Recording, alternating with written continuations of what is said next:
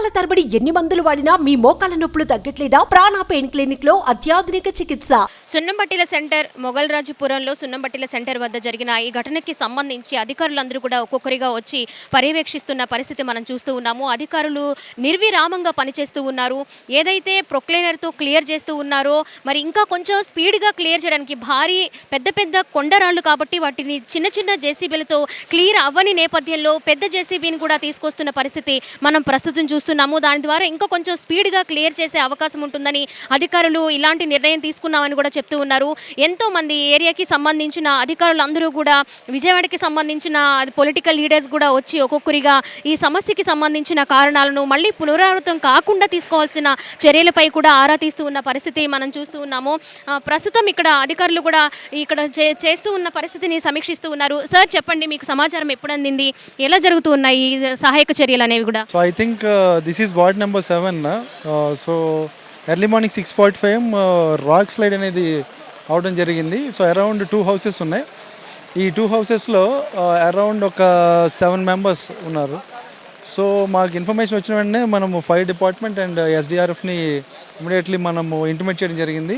So immediately స్పాట్కి రావడం జరిగింది. So స్పాట్కి వచ్చిన తర్వాత ఇమీడియట్లీ ఎక్స్కవేషన్ ఆపరేషన్ స్టార్ట్ చేశారు. స్టార్ట్ చేసిన తర్వాత immediately they found 3 members.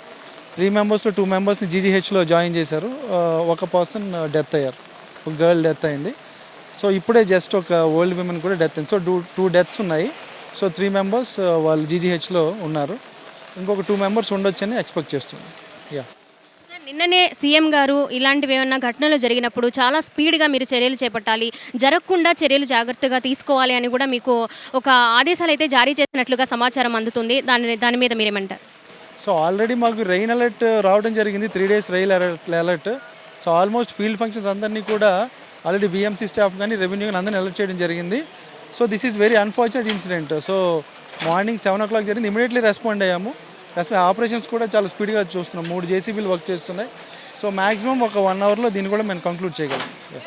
So మనం చూసుకోవచ్చు, జేసీబీ వస్తూ ఉంది, అక్కడ భారీ జేసీబీని తీసుకొస్తూ ఉన్నారు. ఇంకా లోపల 2 ఉన్నారన్న సమాచారం అందడంతో ఈ సహాయక చర్యలు కూడా స్పీడప్ చేశారు. మార్నింగ్ నుంచి కూడా 2 మృతదేహాలు వెలుకు తీయడము ఇది నిజంగా చాలా బాధాకరమైన విషయంగా కూడా అధికారులు చెప్తూ ఉన్నారు. సో ఇంకొంతమంది లోపల ఉన్నారనే సమాచారం అందడంతో స్పీడ్గా ఈ సహాయక చర్యలు చేపట్టాలనే నేపథ్యంలో భారీ ప్రొక్లైనర్ని కూడా ఇక్కడికి తీసుకొస్తూ ఉన్నారు. ఎస్డిఆర్ఎఫ్ బృందాలు కూడా నిర్విరామంగా పనిచేస్తూ ఉన్నాయి. ఏదైతే మార్నింగ్ 6:30 గంటలకి సమాచారం అందిందో అప్పటి నుంచి కూడా ఇక్కడ ఎస్డిఆర్ఎఫ్ బృందాలు నాన్ స్టాప్గా వర్క్ చేస్తూ ఉన్నాయి. మరి కుండపోతగా వర్షం కురుస్తున్నప్పటికీ కూడా చర్యలు చేపట్టడంలో ఎలాంటి అలసత్వం లేకుండా చాలా స్పీడ్గా అయితే జరుగుతూ ఉంది. మనం చూసుకోవచ్చు, లోపల కూడా ఇక్కడ వర్క్ కంటిన్యూ చేస్తూ ఉన్నారు. వారి నిమిత్తం వారు ఎంతవరకు అయితే చేయగలరో అంతవరకు కూడా వర్క్ చేస్తూనే ఉన్నారు. మనకి వెనకాల చూసుకోవచ్చు, ఇళ్ళు ఏ విధంగా ఉన్నాయో కొండకి ఆనుకుని నివాసాలు కనిపిస్తూ ఉన్నాయి. సో ఈ నేపథ్యంలో ఇలాంటి ఘటనలు చోటు చేసుకోవడానికి ఎక్కువ ఆస్కారం ఉంటుంది అన్నట్లుగా కూడా అధికారులు చెప్తూ ఉన్నారు.